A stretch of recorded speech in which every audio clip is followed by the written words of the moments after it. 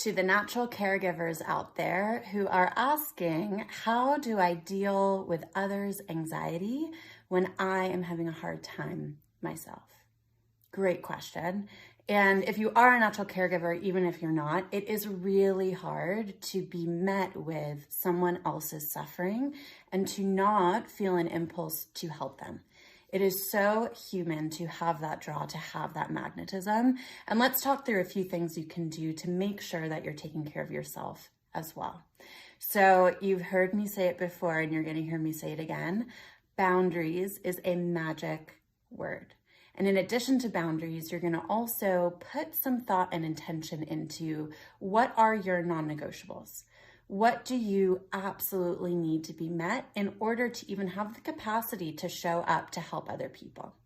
So talking from the first person perspective, something that is really helpful for me in this regard, and I do identify as a natural caretaker, is I try to think about what are my non-negotiables. So for me, I need a certain amount of exercise in the week. I need a certain amount of sleep in the week. I need a certain amount of time completely by myself, believe it or not, in quarantine world. I need a certain amount of time with Zelda, which is probably easier for you to believe, with my boyfriend, with my family, with certain friends of mine. So anyway, do a brain dump. What are your non-negotiables? And literally put those things into your calendar. So for me, if it's exercise, I prefer exercising in the morning. I literally have windows in my calendar of where and how often, for how long I want to exercise.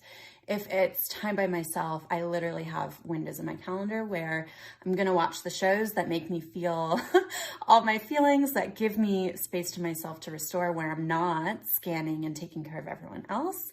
If it's time with Zelda, time with my boyfriend, if it's windows of time that I know I'm going to be at work, or that I know even outside of work that I want to put some time for special projects that I want to devote more time to, then there are some windows that are more flexible or more open. I try to set expectations with myself that in those windows, I can say yes.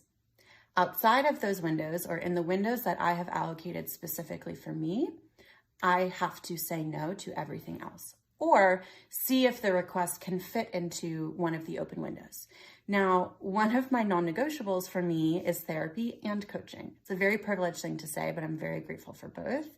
If you're interested in therapy or coaching, that can be a really great way to hold yourself accountable to at least once a week working toward managing, understanding, reducing, or increasing tolerance around your own spectrum of emotions, reactions, stressors, because we all have them.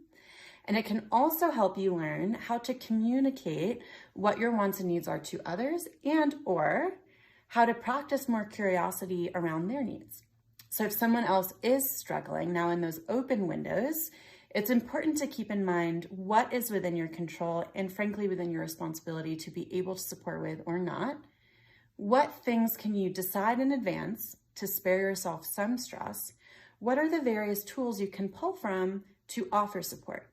Maybe it's showing up, helping to take care of some of the services, and love languages might come to mind if you're familiar with them.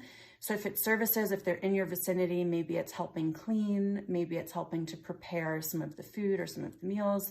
If it's words, maybe it's sending a text message or an email or a GIF that can help elicit some joy or give some affirmation. If it's touch, if it's safe and they are in your vicinity, maybe it's giving a hug, or if they're not in the vicinity, maybe it's sending them something really soft or sending them something that smells nice that can help them connect to their body, to their senses. That will also remind them when they're doing that you are there for them and you care for them. If it's touch, senses, touch, words, services, gifts, similar to sending them something. So again, I would think thoughtfully, how are you most comfortable giving love? How is that person most comfortable receiving love?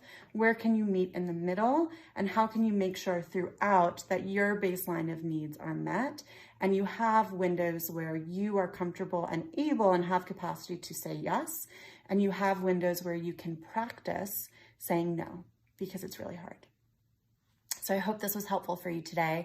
Thank you so much to those of you who shared this question, and share in the comments what has worked best for you. You never know who you're going to inspire. And as always, if you have any questions, we are here and we're happy to help. And we're so looking forward to keeping in touch and talking again soon.